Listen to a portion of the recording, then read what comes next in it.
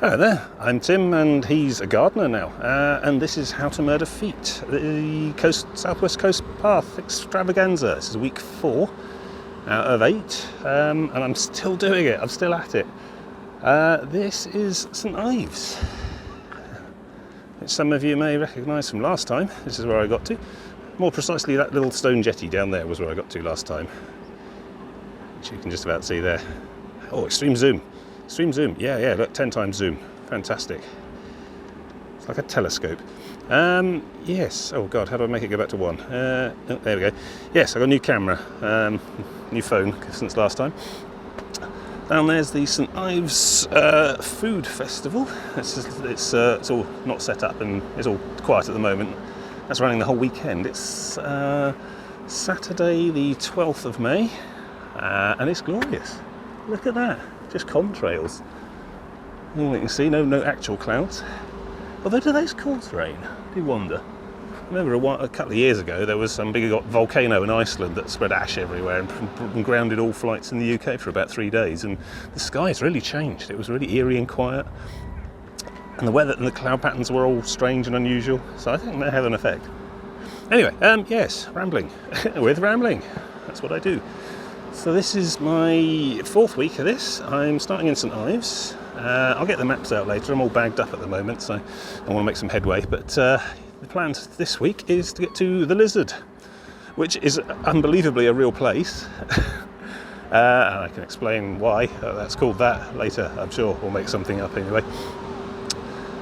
So yes, it's about another 80 miles, another 70 miles or so this week. 70, I think, is probably nearer the mark. It's going to be quite an interesting week because we're going round the end. So this is St Ives, there it is, lovely, hello. And I'm going round the north end of the tip to Land's End, and from there down to the Minack Theatre, and then round to Penzance. It's like the only big town in the region. And I'm going to be trying to stop there for my halfway, top up the batteries and have a proper sleep thing. And then it's on around the cove of Penzance Bay to St Michael's Mount and Marazion, and then down to the Lizard, going past the Marconi Monument, from whence the first transatlantic telegraph signal was sent or something like that. I don't know, we'll have a look. There'll probably be a plaque or a guide or something. So yeah, round to go. I've not really done a lot of hiking. I've done a bit of weekend hiking, day trips over the winter, but this is probably back at it for the summer and the season, as it were. So we'll see how I get on. Feeling confident though. Anyway, I'm going to make a start, get a quick bit of breakfast, and then crack on, which is basically following the shoreline down there, around the end, up onto the end promontory thing, and then off that way. Quite a bleak couple of days, not a lot out there. I might have to trek inland to villages to find things, water and such. Got the usual gear, the usual kit. It's about 16, 17 kilograms, yeah, about that. And the hat is back, which is good. A new phone as well, which I shall probably gush about lots during the week ahead. Anyway, so I'm going to make a start and speak to you later. That's the Tate St Ives. Big old building.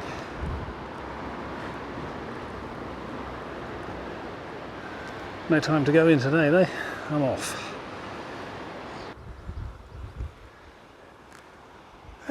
Oh God, my footing, yeah, broke my ankle straight out of the first town. So yes, that was St Ives, there it is. Pointing camera into sun again, jolly good. So yes, good strong start, a couple of miles through the town and back half an hour. Got in yesterday, about 5 off the train, 5 in the afternoon, checked in, had a wander around. Lovely, it's a charming place, charming. It's all quaint little cobbled streets and boutiques, more galleries than grocery shops. Must be pretty grim to live here in the summer, in the winter rather, when tourist season's off. It is tourist season now though. Everything's up and busy, lots of bistros and all the rest of it. Those people wandering around, they couldn't decide what to wear. Some of them were in t-shirts, some of them had anoraks on. It's quite early in the season. It's, I don't know, about 13, 14 degrees. There's a blazing sun, and I've just suntanned up already. Got myself all slimy, because that is a killer. But there's a nice fresh north sort of breeze coming from the northeast, which is keeping it all nice and bearable. It's perfect temperatures and hiking conditions for me. So, yep, let's go and have a look at the map. Show you the scale of this week's folly.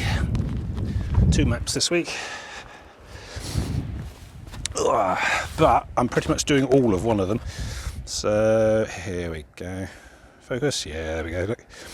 So I'm in here in St Ives. Well, where's the big scale thing? There we go. So St Ives, little dot there, 102. And there's Lizard. See? A real place. Look. It even says on the map, the Lizard. I didn't make it up. I haven't dreamt it. So basically, yes, all around the end this time. Around the end, like so, and down to there. Which is better illustrated on here. So St Ives. So today, I'm going to try and get to Pendeen, which is 14 miles of apparently quite strenuous walking. Mind you, I've learnt not to take their hyperbole at face value, to be honest, on that Coast Guide website. Every day's different. You just put one foot in front of the other, you do the miles in front of you. But yeah, it's quite rugged. I mean, that is the path there, somewhere on here, this grassy bit. So apparently it's not too up and downy, but it is quite rocky and stumbly. So the path itself not, hugely obvious or well flattened and maintained. But I expect signposting's good though, always is. So yeah, some people going along the path just over there. Should pop back to there in a moment. So yes, so about 14 miles today. And there's really nothing. I mean, there's a small village inland called Zenor, unfeasibly enough. I want to try and get to Pendeen. I've picked out a kind of campsite. The thing is, I thought I'd just be wild camping because it's really bleak and desolate and nothing up there. But there's, you track about a mile or two inland, and there's a couple of villages and places to go. So it's possible I might end up with campsites every night again this time as well. I mean, I don't mind wild camping, of course. I'm adverse to throwing the old tent down in a hedge when necessary, but if the campsites are there, I don't mind doing it properly, supporting the local economy and all that. So let's see, we've got Pendeen.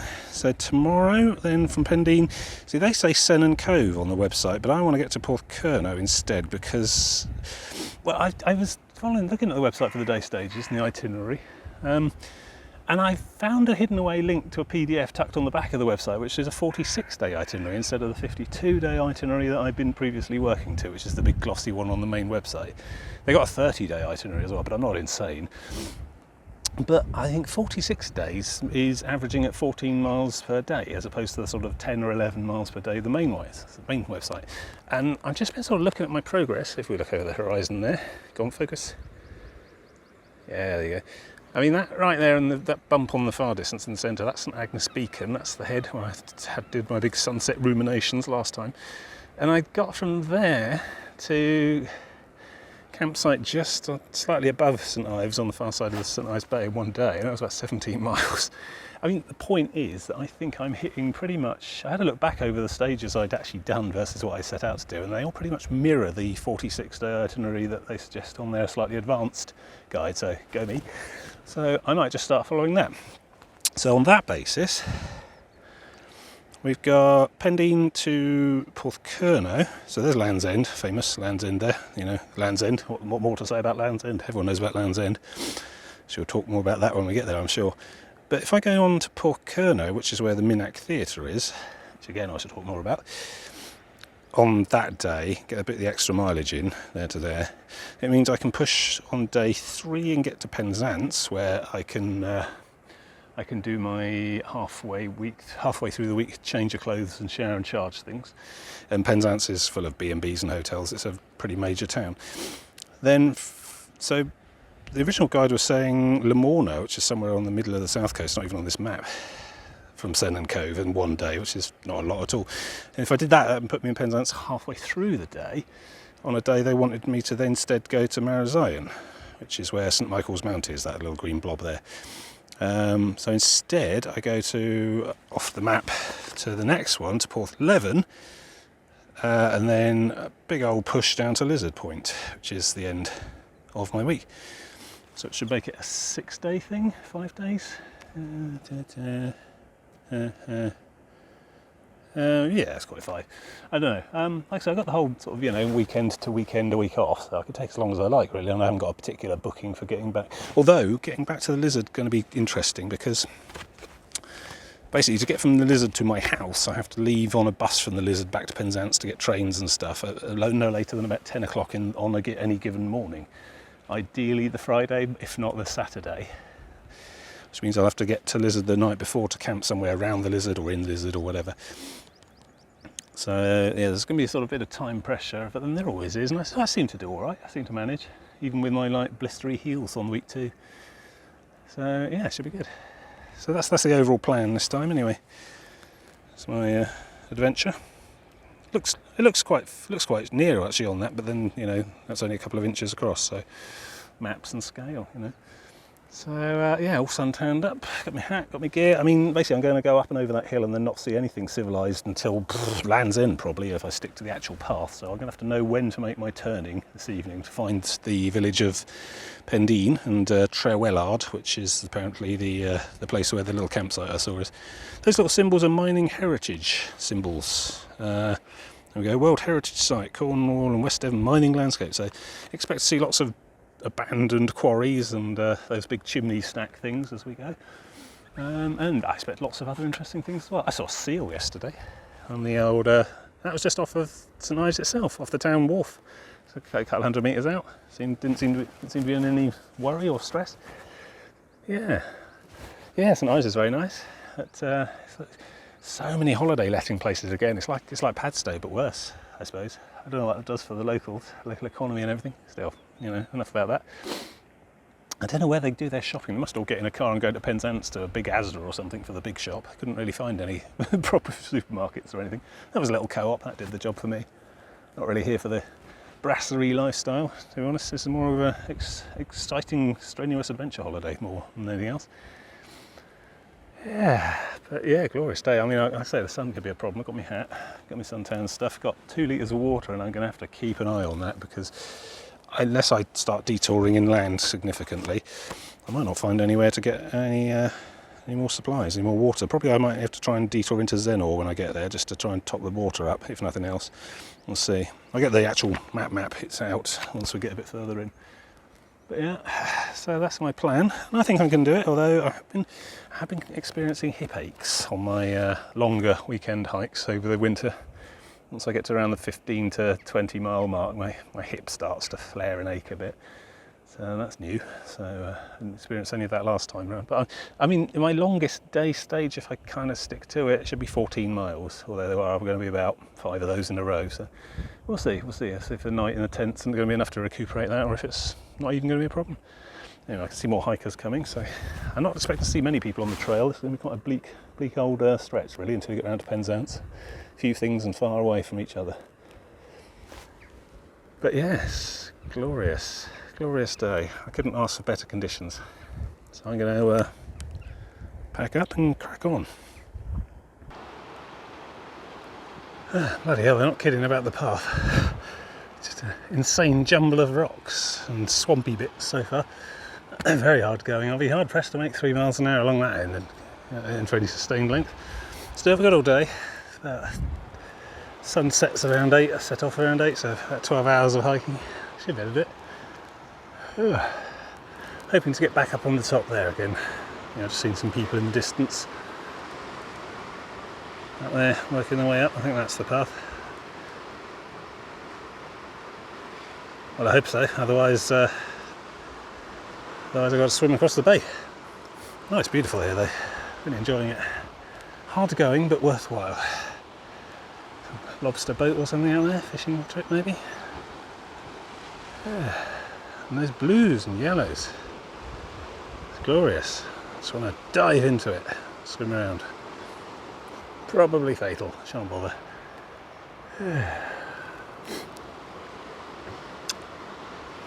Yes, thus begins a week of magnificent vistas, I imagine. It's going to be like this pretty much all the way around to Penzance, maybe beyond.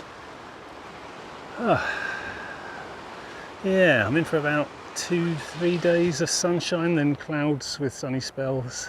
Again, there's a little white cloud with the sun poking out from the side of it on the weather reports. So I'm not expecting any torrential downpours or yellow alert warnings from the Met Office or named storms. Done all right. I mean, it was absolutely pissing down last week at home. So, and it had a real cold snap as well, down to about 8 degrees or 7 or 8. Don't know. Back up to good springtime late spring conditions. seem to have lucked out with the weather this week again, which is nice. Not that it'd have stopped me, I'd had this holiday booked for months, so I'd have come along whatever the weather, but you know, probably wouldn't have enjoyed it as much. Alright, gotta keep moving. Lots to do today. Just a modest modern henge there. Rocks are too angular to be any kind of ancient. Don't know. I know the people out this region this way are backward, but surely clocks have reached here by now. So that in the very far distance, I believe, is Trevose Head, which was like first day out of Padstow. Lighthouse on the end, maybe. That's a long way off. And I think if I go around this next headland, I'll no longer be able to see any of that. Into virgin territory, charted and uncharted, unknown, new vistas. Still the North Atlantic, which is rather calm today. Bit of an onshore breeze, but keeping it all a little choppy on the surface, but no massive waves or anything. It's lovely. And yeah, it's just this up and down boulders all the way so far today. Very hard going. Quite a lot of it today, so hopefully it levels off and ambles a bit. You get a breather and my breath back and stuff. That abandoned, ruined tin mine thing, probably. Should be seeing a lot of that today. Yeah, cool. Right, keep moving. There's a couple of people follow me. Not maliciously, I assume, but you never know. Got to keep my pace. Pairing up well so far, though. It's good. Yeah, so just come up there, so you can see all that, and there's what's to come. I think on the very end you can see a lighthouse. I've seen that on the map, but I can't remember what it's called. I reckon we're probably heading for that today, or thereabouts. Maybe not as far as that today. I think that might be Zenor, the White Houses village. But I'm going to have a look at the map in a minute. Oh look, one of these. I like these. Ordnance Survey Trig Point. The distinctive rhomboidal, trapezoidal obelisk thing. Concrete. And on the top, one of these. Which is a bracket for attaching and securing and calibrating a theodolite. You put your theodolite on there with sticks and its little angular telescope and stuff, and then you can point at nearby hills and landmarks, measure them with a fairly high degree of accuracy. And quite often on other nearby hills and landmarks there'd also be one of these. I don't know, maybe you have a bloke with a reflective mirror or a lantern or something on that hilltop, whatever. Used for mapping.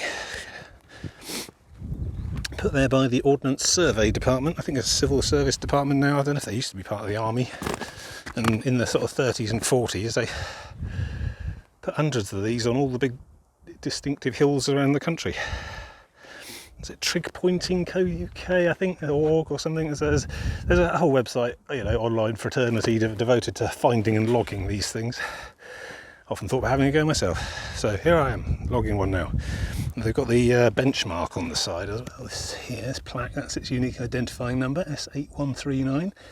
And that this arrow here marks a contour. I'm not sure if I should say the actual number on it at all. I don't think 8139 is the contour. That'd be like nearly in space. I'd certainly be having trouble breathing. But this does make it very easy for me to find out where the hell I am. Let's get the map out. Fall over a bit as well, why not? I parked myself down. Right. So, let's have a look. St Ives. St Ives.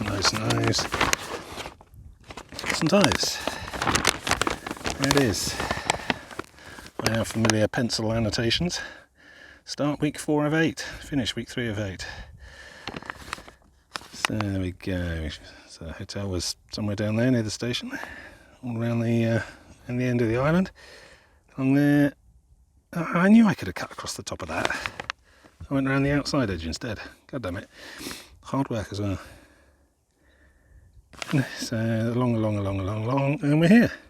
There we go, Trig Cliff. That little blue triangle with a dot represents this here obelisk I'm sat on. So, lots more to do today. We've done about, well, each of these squares is a kilometre or half a kilometre, I can never remember. There's probably a scale somewhere. I think they're a kilometre each. A bit of a breeze. So, anyway, we've come that far to here.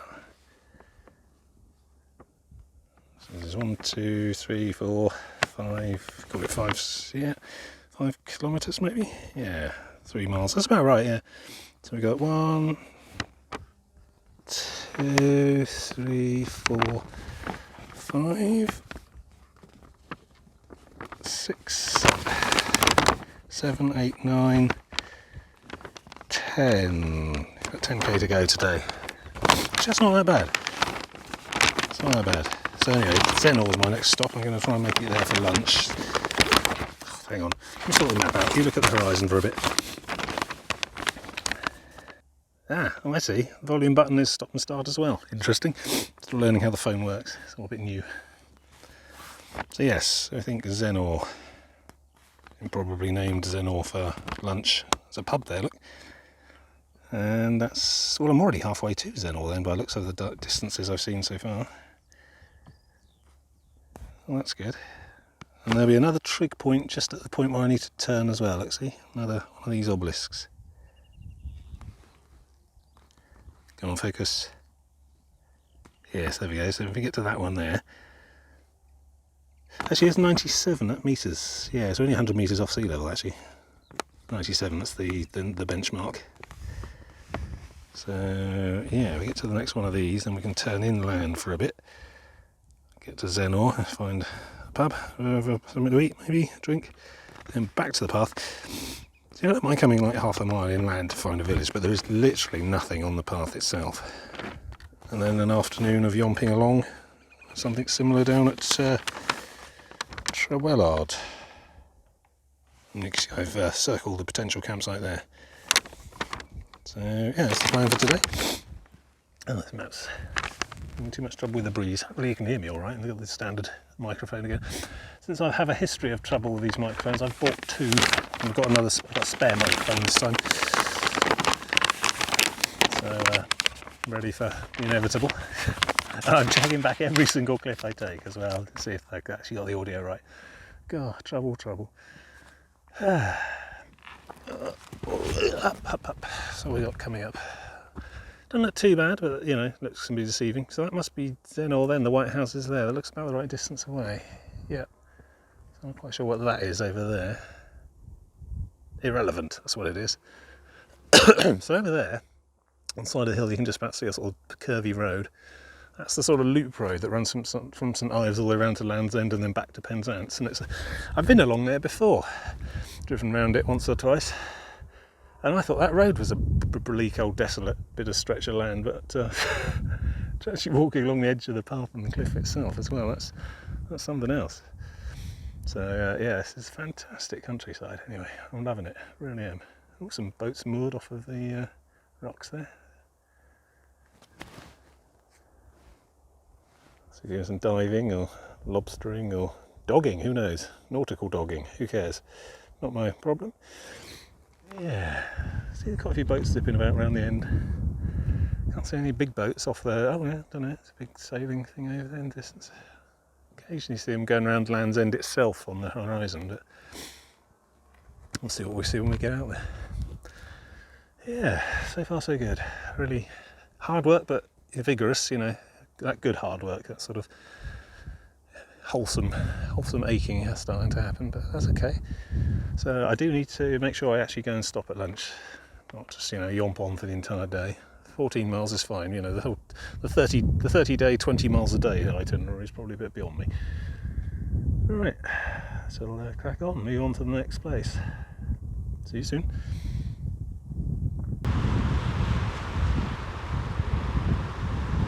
I think it's seals. It's not dogging at all. I've seen quite a few boats coming in and out of this little rocky cove. And now I think about it, I did see signs in St Ives promising boat trips to Seal Rock, which I think might be this. So they're very well camouflaged. I'm running on full zoom on this super duper camera and I can't really pick anything out. I think possibly that might be something on the end, but it could just be bird guano. I don't know. Something stood on there, anyway. It could be cormorants. Hard to tell. But I don't think they're doing diving or anything like that. It looks like a tourist boat with all leaning over the cameras. Not that I'm not a tourist, of course. Different thing though. But yeah, they sort of come and they park there. There's like 2 or 3 boats spinning in and out while I've been coming along this bit of coast.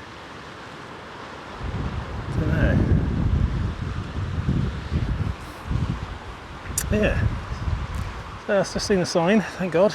It's the first coast path sign I've seen since leaving St Ives. Zenor is apparently 3 miles that way, which I will do in about an hour and a half probably. I've got quite a hankering for a cheese ploughman's, to be honest, but we'll see what we can find. Beggars can't be choosers. If it comes to it, I've got the usual large sack of nuts in the top of my bag. So it's I think I'm carrying about 4,000 calories worth of food in here. Oat bars, boiled sweets, that sort of thing, jelly babies, and large packets of cashew nuts and things. So food's not really the problem, it's going to be water, I think. I have to ration my 2 litres carefully as I go throughout the day, but definitely Zenor for lunch and sock change. Yeah, should definitely do it by boat next time. Good. Don't think I'm bleeding. Yeah, insane. So that's the path up there, and it literally is just those rocks. It doesn't wind its way in between them or anything. It's just up and over. There's no clear path through it at all. Just come across it all. Some of them are the size of small cars. I think this area is prone to landslides, and that's probably all come off in, I don't know, it's all sort of embedded and there's stuff growing on it, so 10, 20 years ago maybe, but relatively recent geologically speaking, all down into the sea, which is right there. It's about 10 metres below me, I think. On the stern I could clamber down onto the shoreline if I wanted to, but I don't. Really not enjoying these rocks. Sort of a lot of scrambling and clambering and stuff, which is, you know, fun for an outdoor adventure day, but with this backpack it's becomes a bit more perilous. I've got a lot more momentum. My centre of gravity is a bit more unpredictable, and that means that when I'm resting my entire weight on the heel of my palm coming off a rock or something, it hurts quite a lot because I've got the bag as well. So yeah, and I've got a bit more of that to go as well.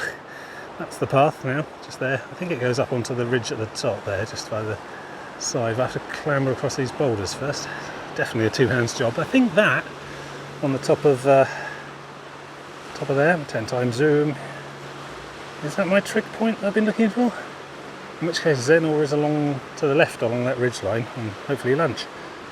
Should be good. Starting to get through the water a bit as well. Down a third of 1 bottle, which is nominally supposed to last me all the rest of the day, but I've got to find a tap in Zenor. Because if it's like this for the rest of the day, I'm just going to get so dehydrated. So I'm going to have to go to Zenor regardless of whether they've got, you know, ploughman's lunch or a cash machine or anything like that. Got a bit of cash, but probably not enough to get lunch and tea and got the campsite as well. So hopefully some of these places take chip and pin. Didn't stock up enough cash from St Ives, which is a bit of an oversight. Still, we'll see. Like I say, I got food and water with me, and I'm sure they'll fill my taps for free. You know, tap water into the bottles for free if I ask nicely. So it's not the end of the world. And I can wild camp if I can't afford a campsite, but I got enough, I think, to last me the day. Hopefully there's some places that will take the card instead, though. It's quite a touristy route around here. Once you're up onto the road and in those villages, coach trips come around this loop quite a lot, so some of them must stop there for green teas and whatever. But very low, very poor mobile signals out here. I'm on E instead of 4G at the moment, the Edge thing. And it's like 2 bars, maybe 1 bar. And down here, right here, I imagine there's no bars at all. So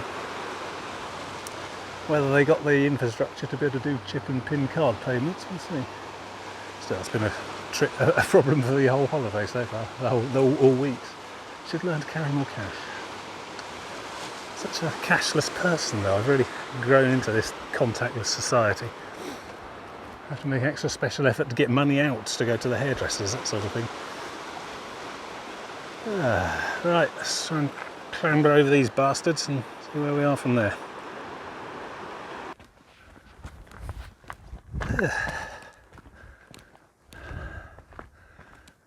So I'm leaving the trail, leaving the path. I just passed a sign that said, St Ives 7, Pendine Watch 6, Pendine Watch being the lighthouse near where I'm going to stay tonight. So about halfway. It's about 1 o'clock, and Zenor village, just up here, about a mile or so. Worth the detour because I'm going to run out of water if I don't top up. Plus there's a pub and I might be able to get up cheese ploughman's, which might be an idea. So I'm going to go and see some, well, I say civilization, I mean we are pretty much in the middle of nowhere at the end of the earth. But even so, I'm hoping they take contactless payment.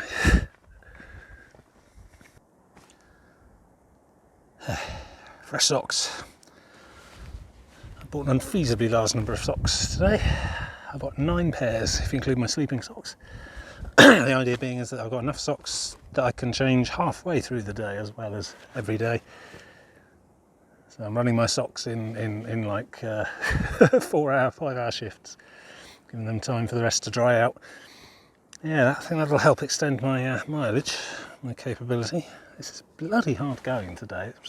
It's right up there with that depressing day around Bude when I got the blister and everything. No sign of any blisters today, that's good. But the path is just really hard work. There's just a lot of chunky boulders in it. It's not really that flat or level almost anyway. Whoops, mustn't scratch the microphone. Yeah. So yeah, I've got about 6 miles to go to Pendine, and it's I still can't tell what time it is while I'm recording. Yeah, got about 6 or 7 hours to do it in, I think, before it gets proper dark. So I mean, as long as I can achieve more than 1 mile an hour, which I think I can, should be all right. Anyway, I had trekked inland to Zenor, the Tinner's Arms, where I had a fantastic cheese ploughman's which is basically just 3 enormous blocks of cheese with a bit of garnish and some bread and butter. But that's exactly what I wanted. And I forced myself to drink 2 pints of lemonade. Wasn't really an imposition at all, but I figured if I'm bursting with hydration to begin with, it makes it that more much longer before I have to start tapping the bottles again. And I got my bottles filled up as well. So, and I had a bit of an hour-long lunch break. So yeah, feeling good, feeling good. It's a long, hard day today, but I'm in good position to do it. Got to keep at it. There's lots of people on the path. Lots of people with day bags doing little bits. They got their little trekking poles and things coming through. I'm playing that stupid game of ping pong, of drafts, tiddlywinks, whatever. The one where you keep going over people, jumping over them to take them and stuff. Camel up? I don't know. Whatever. It's yes, adding a bit of pressure. Because I don't want to seem like I'm wheezing and having a heart attack by the side of the path. So if anyone's in view, I need to power on and look like I belong here, which is possibly bad for me. But yes, I've got to redo the suntan because it's a baking hammer. Although there's a little bit of high haze now coming on. Don't know, not sure what, that takes the edge up a little bit, but not much. Full UV blast going on today. So when we top up the suntan and stuff, I think that might be Treen up on the hill there, which I thought was the adversaries of Dan Dare, but there you go. Apparently there's a place as well. I'm not even going to bother stopping there. I'm going to stay on the path all the way to Pendine Watch now, which you can't see now, but was the lighthouse in the distance. And then beyond there by about another mile or 2 is the campsite. So yeah, I've got my work cut out for me today. I'm hoping it gets easier on other days in this trip, but I've kind of set myself 14 miles a day regardless of terrain. So just hoping that once I get round the end and onto the south coast, it gets a bit flatter and easier. But I think the lizard's much like this as well. So yeah, it's going to be hard work for the whole week, I think, really. But I think I'm capable. I think I can do it. You know, aches and injuries. So I just stick my secondary pair of ablative socks on, and then top up with the suntan stuff, and I'm good to go again. Mad Dog's an Englishman, isn't it? It must be about 2 o'clock. Yeah, sun directly overhead and quite enthusiastic about it. Not going to point the camera at the sun. Right. Yeah, speak to you in a bit.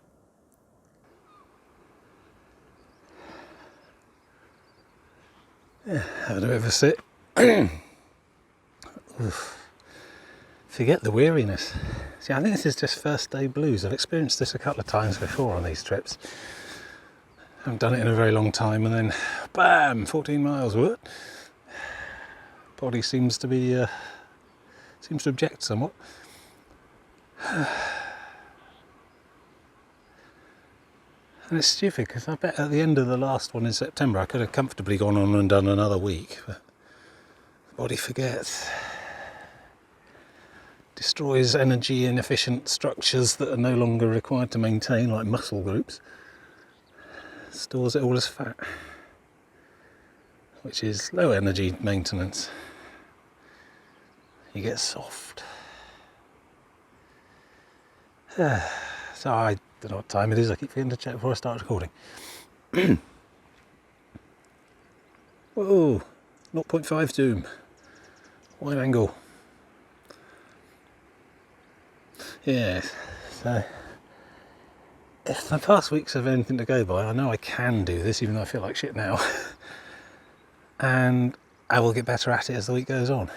I'll get stronger. I mean, I don't know if that's actual psychological or physiological, but it seems easier later in the week, even doing the same kinds of mileage. My stretching over the mileage gets bigger and bigger during the week.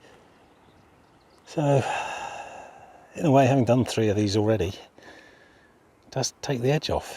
Yes, it's unpleasant and uncomfortable right now, but I know I can do it. I know it'll go away. This is just what it is, just how it works.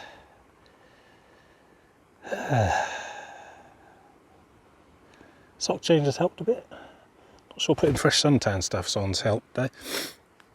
I'm not sure it'll stop me getting sunburnt, but it's also interfering with my sweating, which is, you know, kind of important for keeping me alive.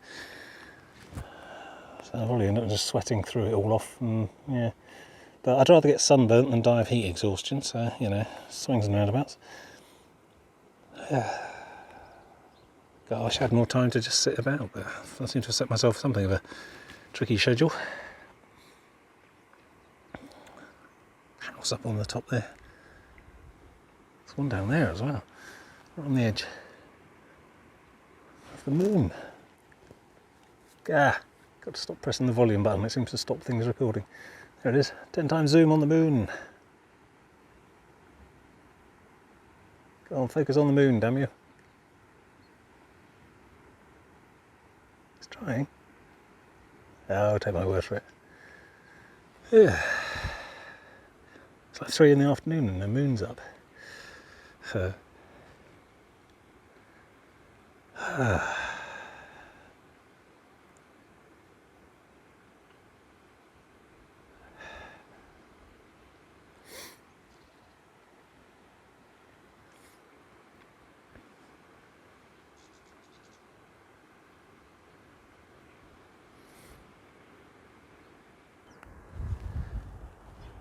New vista. Can't stand straight. Yeah, here we go. That on the end is Pendine Watch, which is the lighthouse I'm aiming for today. I think the campsite's about another mile or 2 beyond that. And it looks, I don't know, looks like it might level out a bit further in. Should be nice. An absolute back-breaking morning. So it's about 3:30 now. I'll probably get to the campsite before dark, but yeah, it'll be quite close. Whew.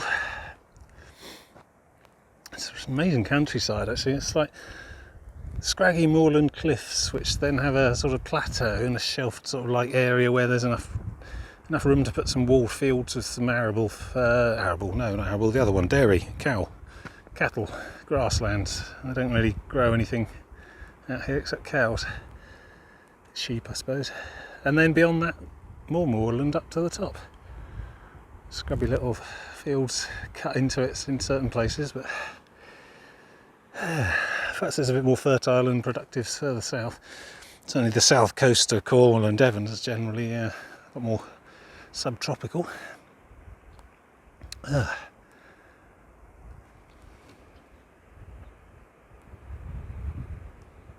Oh, I don't know, sorry, just tapping my camera there, trying to work out what it is. Last couple of trips I've been worried that my camera was about as smart as me, and now this one I know is definitely much smarter than me. It's Samsung Galaxy S10 Plus or some such. It's even bigger than the last one, which is good because I've got enormous massive hands. Yeah, and it's got all sorts of cool smart features. Comes with a Bixby button, which I'm frankly finding very annoying. I've worked out how to make it only work if you double click it, because it's right where you hold the phone when you pull it out of your pocket, which I suppose is the point. I think that's Samsung's go at a Google type assistant. Frankly, I don't need any assistance, thank you. I'm quite capable of messing my life up as it is on my own. I certainly don't need the terabytes of marketing data that such platforms generate. So yeah, so I had the hell of a panic last week. Literally last weekend, the weekend before coming out and doing this, my phone packed up.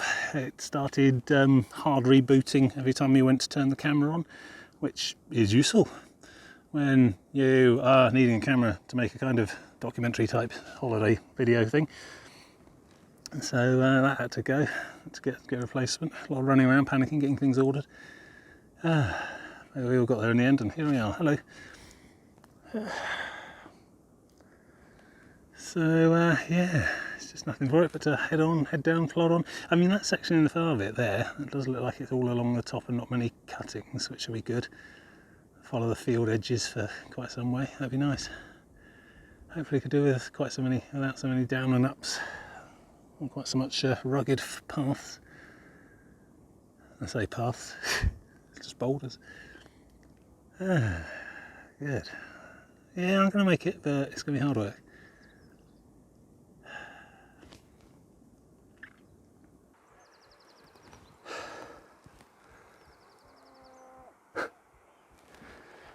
Oh, the magnificent vista while I lean against this rock and get my breath back. Not actually dizzy, but I've come close a few times. There we go, some ruined tin mine thing over there. Small farm in the middle of nowhere. Blasted moonscape. And lighthouse in the distance. It's getting closer. I think I'm alright for time, but it's going to be close. I'll be setting up my tent in the dusk, I think. So it's really taking it out of me today.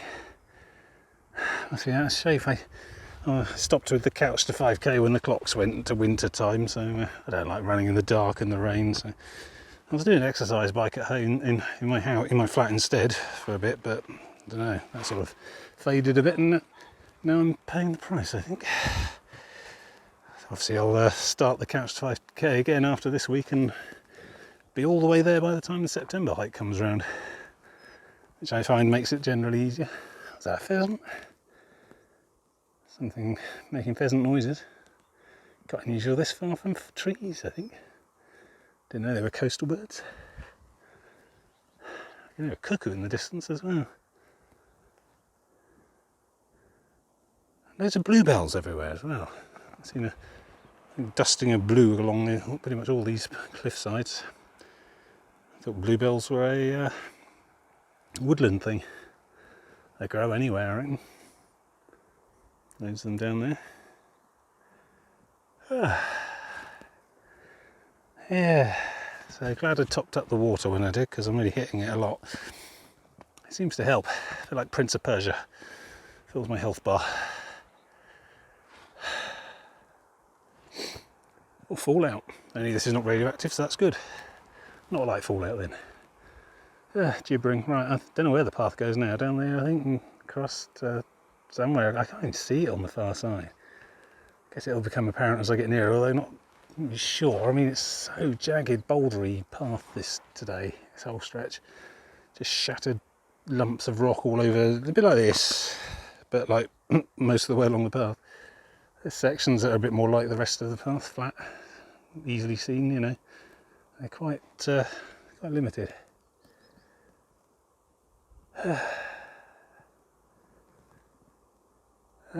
Yeah, big long stretch of very similar terrain. Feels like I'm not really making any headway, but I am getting there, chipping away at it.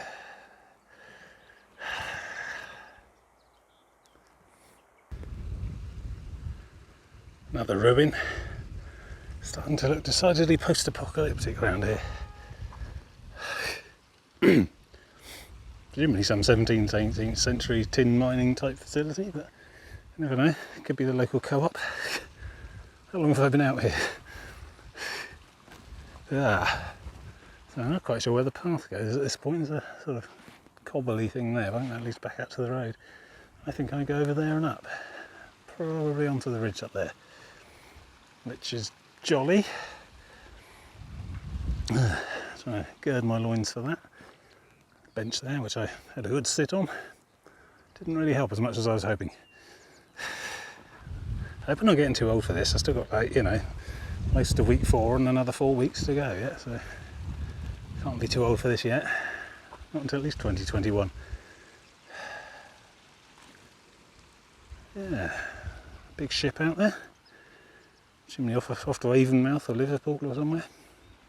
See it on the horizon. Zoom. There we go. Some sort of the old container thing.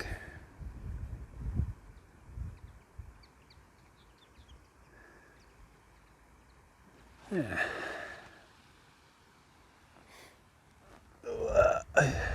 Right, I can do it. I'm a winner.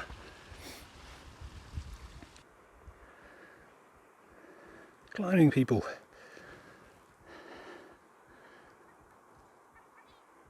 Belaying as he goes. No hard hat, I see. Someone belaying at the bottom there. Is that a hard hat? Probably. Good idea.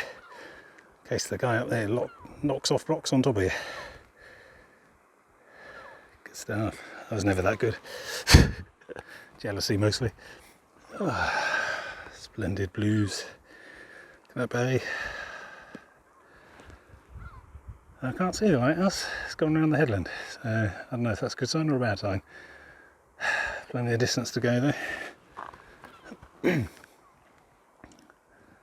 Not a lot to relieve the, I don't want to say monotony because it's nice, but it's unchanging. It's very similar terrain all day. Just the angle of the sun changing. Yeah, it's got a top rope on. Top belaying. See the red arrangement there. Into some sort of bolt in the rock.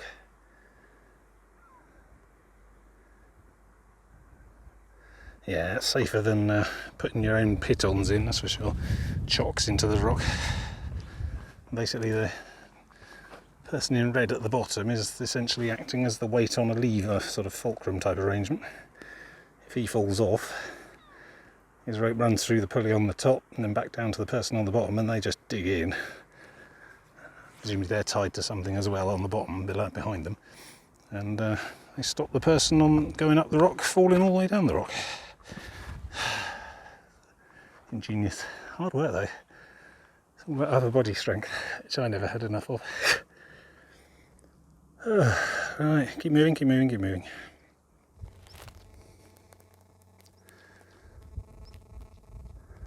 A ruin there. A ruin down there. Bigger ruin here. I don't think they're all mining either. I think it might be crofters' huts and things. Farm buildings, whatever. When the mining collapsed, I suppose all the attendant industries and local stuff did too. Ruin on the top of the hill there. Next to it, landscape of dereliction. Open access land apparently, but also the same sign said, oh, by the way, there are open mine shafts all over the place out there, so you can catch me leaving the path. I'll tell you the anecdote about Halfords. I probably did. Yeah. Of course, I'm playing a lot of Fallout 4 at the moment as well, which is not helping. I wonder if there's any rad away or stimpaks in there.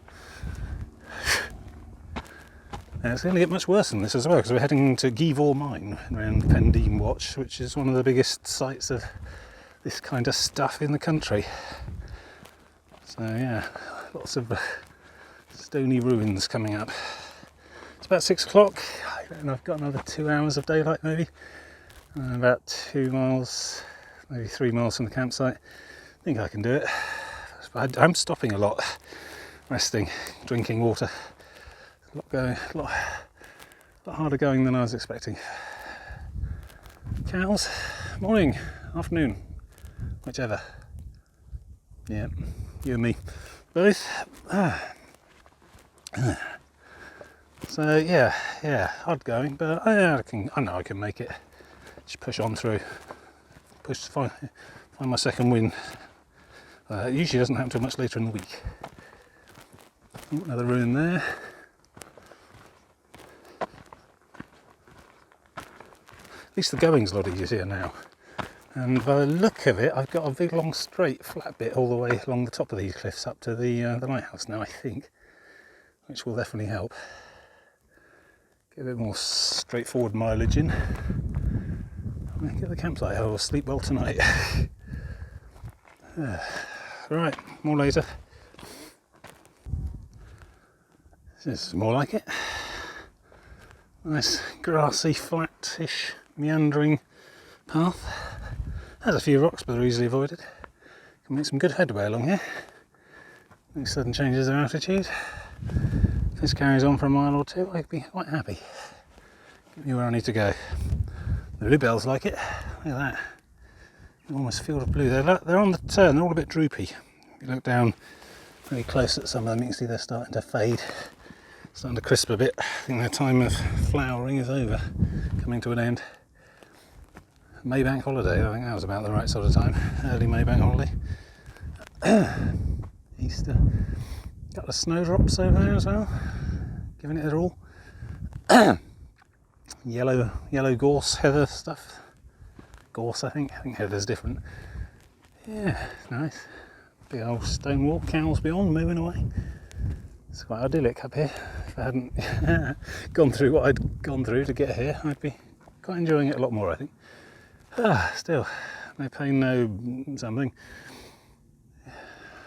Got a little sailing ship out there. Still haven't got around to obtaining my own sailing ship. Assassin's Creed Black Flag's about the closest I ever came. Apparently it's not all it's cracked up to be. It's like most things, fine on these idyllic days, but the rest of the year it just sits around racking up mooring fees, or you end up out in the drizzle and rain. This particular part of the world, this sticky outy bit on the end of Land's End and St Ives and so on, it's very, very grey most of the year. Fog, rain, drizzle, grey skies, grey seas. Most of the year, except today, this time of year, because this gets all the weather first, basically, off the Atlantic. So depending on cyclones and anticyclones and those swirly weather maps I never fully understood, isobars and the like, yeah, it can be like this, which is frankly magical, or it can be utterly miserable. So yeah, comes and goes, swings and roundabouts. It's about 20 past 6. I'm still going, still plenty of daylight. I've got about an hour and a half maybe, and I think I can do it. I think I'm going to just about do it.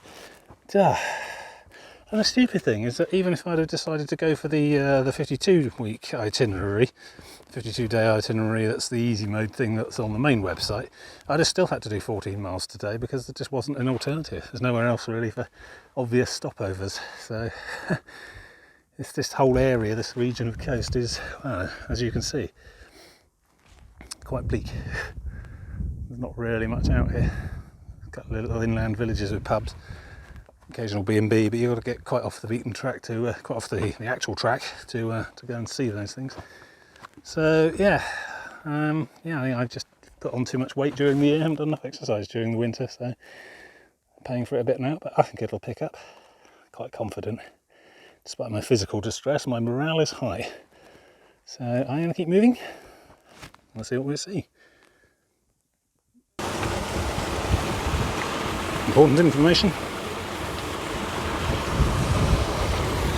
There's indeed a beach down there. It's the first one I've seen since St Ives. Not terribly accessible though. About 3 miles from the nearest car park. There's people down there and loads of footprints on it. There must, that's just easier to get to from the other side. So now I'll find out. And seal pups apparently. Yeah. Stay the hell away, call someone who's an expert basically.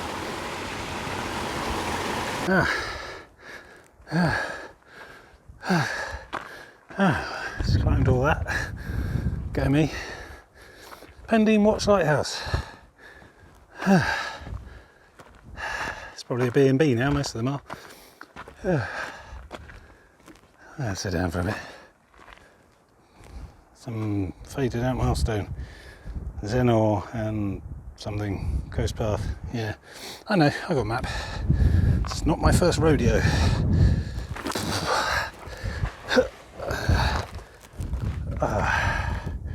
Yeah, I don't know, automated.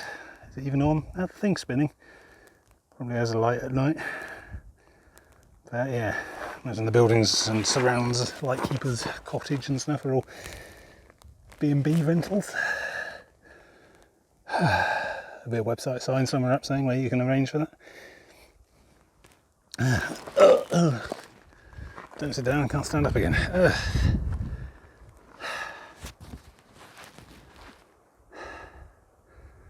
Seal country. Can't see any from here, but certainly have seen them. And bunnies as well, lots of bunnies. So the evening's coming on. So I need to keep going that way rather than turn into Pendine itself. Then into Givor Mine and then out the other side. And then turn inland to a village called Trewellard. Really. Where there is a campsite, which I will just turn up and pitch my tent. And if someone comes to ask me for some money, I shall pay them. And if they don't, I shall find someone to pay in the morning. Really not that fussed about offices and things, but we'll see. Doing well there. I think I've a little bit of mini second wind going on. I don't know whether, the wall push through, keep going. Astonishing amount of work done today. And still about an hour and a bit daylight left, I think. So I probably ought to stop yammering on and keep moving. My God, what happened to Penzance? It's all gone. It's been gone for 200 years. How's that for a post-industrial apocalyptic landscape? No, that's Givor Mine. World Heritage Site, left there on purpose as a kind of landscape memento. I think we passed through it on the way up there, so that'll be interesting. Get some close-ups as we get nearer. Got to negotiate this hill first. Just having another sit. Look at this. This landscape. Landscape tells a story. Haven't found a plaque yet, so I'm largely guessing, but there it is. Goes all the way around. There's more stuff up the valley. I think that's more of a more recent mine that's perhaps kept as an exhibition thing, perhaps. I can't imagine it's actually working or producing anything. Construction's much more recent though. Yeah, much older one here. So I don't think there was a war or anything. No one blew it up, shelled it. I think this was just economics. It became cheaper to exploit third world countries and get easier to obtain minerals from them. Places like Malaysia and Indonesia, the monsoons wash the walls out of the mountains into great big flat swampy lakes, and they just dredge it in barges. Whereas here, you've got to pay people to go underground, you've got to somehow pump the water out, you've got to keep the air good, and then you've got to somehow drill it and blast the rock. It's bound right in with the rock. And then, once you've done that and carted all that up to the surface, rock, you've got to somehow process it, which is probably what a lot of those buildings are doing. We used to do. Pound it into dust, then subject it to various chemical processes to strip the metal out from the rock. Highly uneconomical, but then, if that's your only source of metal, you charge what you need to charge. But if you can just find it floating around in the bottom of lakes in Malawi or Indonesia or somewhere, you just go out there and get it there instead. You don't have to pay such highly exorbitant wages. And then, just left to rot. I imagine they took the useful fixtures and fittings out when the place closed and then just left it to the elements. All 200 years of them. And that's what you see. I imagine the stacks, the towers, and this particular site have been repaired and stabilised and fixed up and stuff. This is actually kept as a kind of landscape museum, but most of the rest of the north coast of Cornwall have got stacks on the horizon. You see them in the distance, rotting buildings. And the abandoned mine shafts all fenced off. You can see them there, just next to next to the base of that tower. There you go, that mark there, that's a mine shaft. Little tiny square fence. Here be gravity. Yeah. That path takes me up right through the middle of it as well, so probably I'll do a bit more from the top on the other side. Interesting there. So here I am at the arsenic works. Lovely. Apparently arsenic is a byproduct of roasting tin concentrate to drive off impurities. Good grief. So there they are with wheelbarrows of arsenic. Is that a peg on his nose? Oh God. Perhaps it's not a bad thing these places closed. Mind you, I've got this nasty feeling we just get people in the third world to wear pegs on their nose and mine arsenic instead.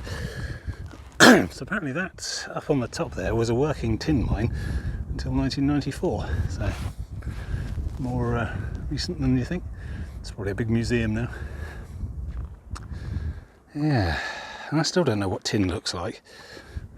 I mean, amongst the rubble, you'd think there'd be traces of it on the surface if they went to all this effort to build deep extraction mining here. But I don't know. It's stupid, I should know really. I went to the Natural History Museum a couple of months back and they've got this fantastic minerals gallery. It's a big long hall with loads of little glass cases with different types of rock, with all different types of mineral compounds in it. Except the radioactive ones, apparently they're dangerous and they had to be removed. Go figure. It's health and safety gone mad, I say. Yeah, and they must have had some tin stuff there. Tin oxides or whatever. But no idea. It does all look rather like any episode of Doctor Who from the Sylvester McCoy or Peter Davison era, though. The radium mines of Andraxos 7. It's got a melancholy to the place, though. Long shadows, especially particularly in this light. Probably even more so at sunset, but don't really want to hang around that long. I've got to get to find this campsite, which can't be that far off now. It's the other side of these mines, and then up onto the ridge, and then left into the village. So I think we'll probably get there before sunset. That will be good.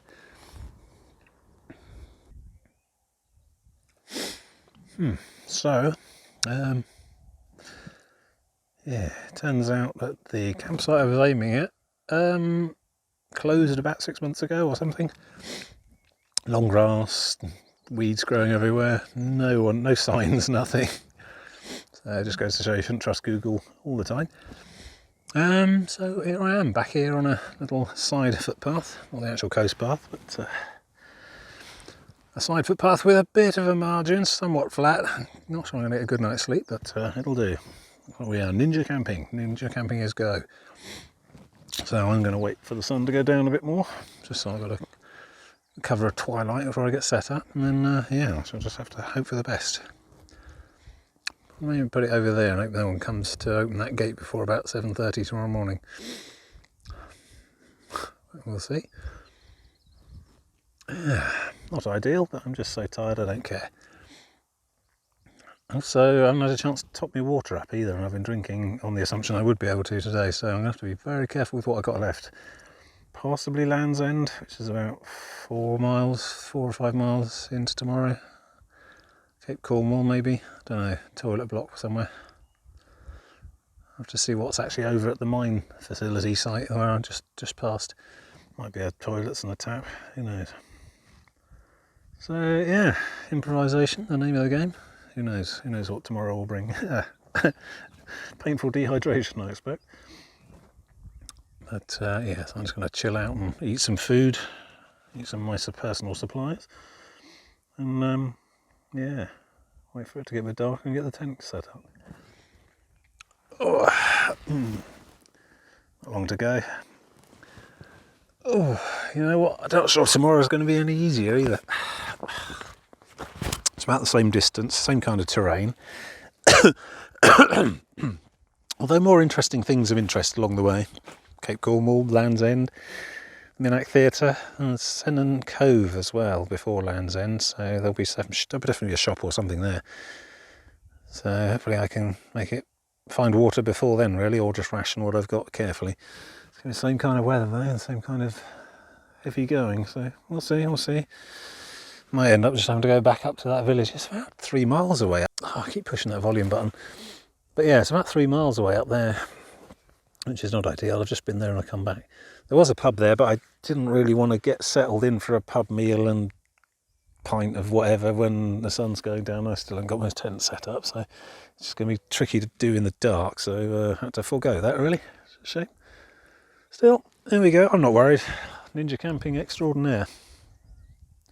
Not a problem. Right, well, yeah, I might talk to you again in a bit once the tent's up.